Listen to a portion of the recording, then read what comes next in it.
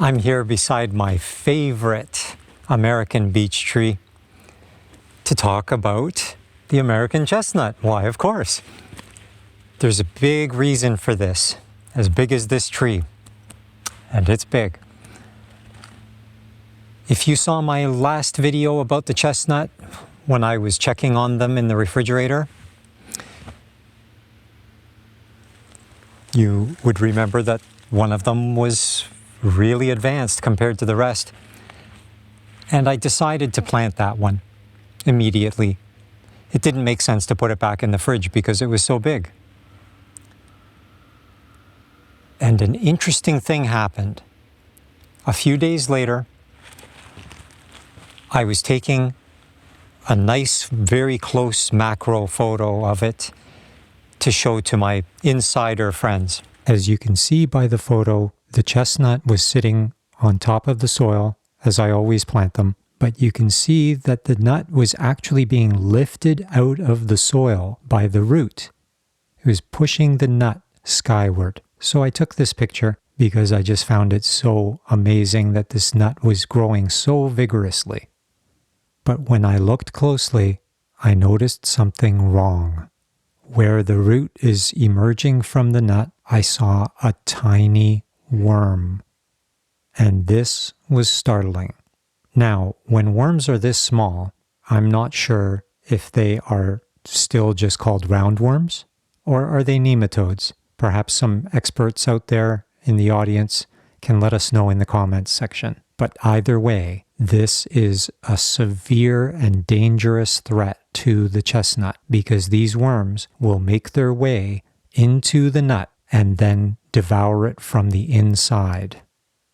During the early stages of development, the chestnut tree is dependent entirely on this nut as its source of fuel for its growth. Eventually it will make roots and then be able to sustain itself. But at this stage, if the nut was destroyed, the tree will die. There's no way around that. So obviously I had to do something about this.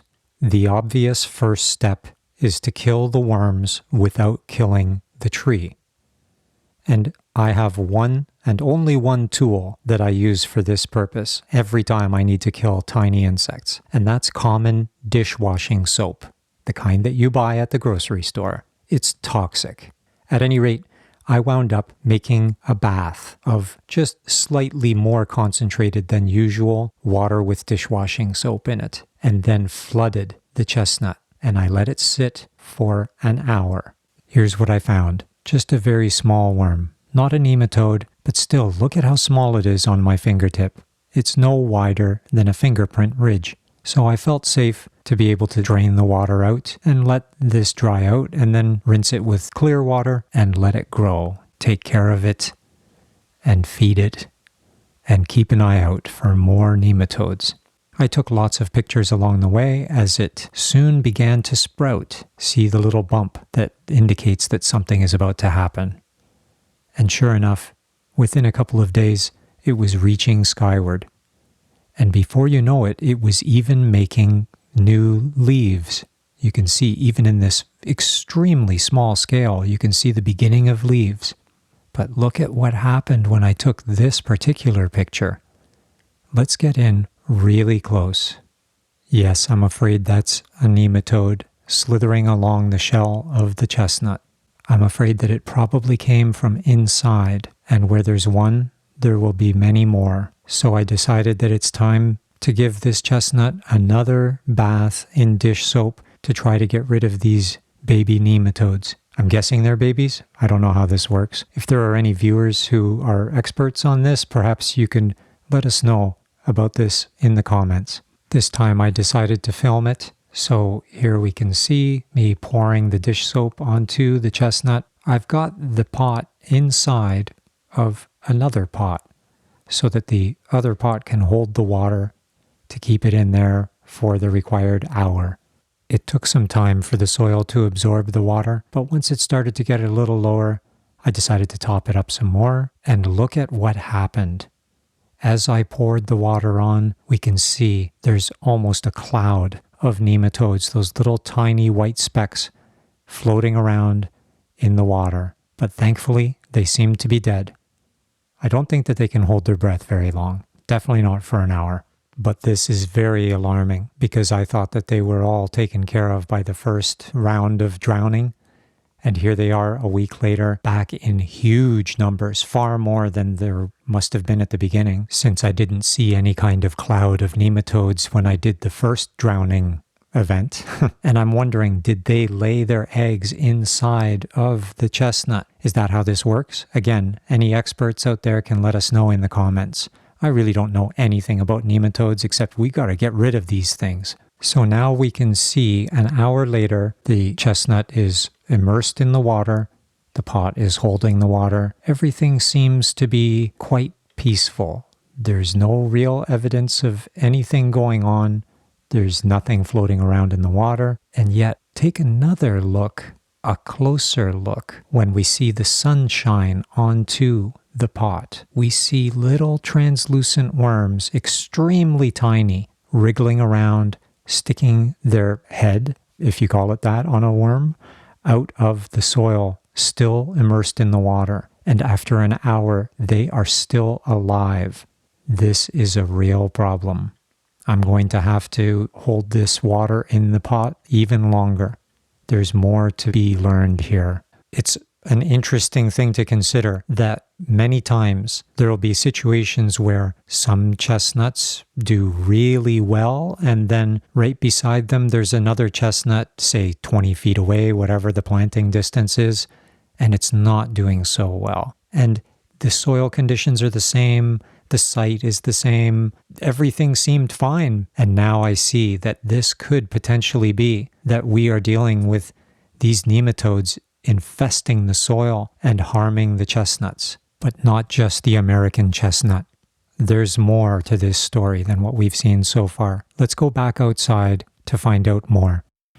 The point is that the American beech are being attacked by nematodes that harm the leaves. There's a few problems affecting the American beeches, and hopefully this massive beauty can dodge that, as it has so far. But the question is, because they are in the soil, what does this mean for the future of not only the beech and the chestnut, but all the other nut trees that are going to be attacked increasingly by this pest? And it's an interesting thing. First of all, it shows that it's more important than ever to do the sort of thing that I'm doing right here, where I am gathering some of those chestnuts and sprouting them in the refrigerator. So now I have to add another step to that process of sterilizing that soil first. In my next video, I'm going to talk about that some more. But now more than ever, this protection is important to give the trees, the chestnuts and other nut trees, a fighting chance against this emerging and increasing threat by these tiny worms. And the other aspect of it that I wanted to mention, oh, that sun is so beautiful.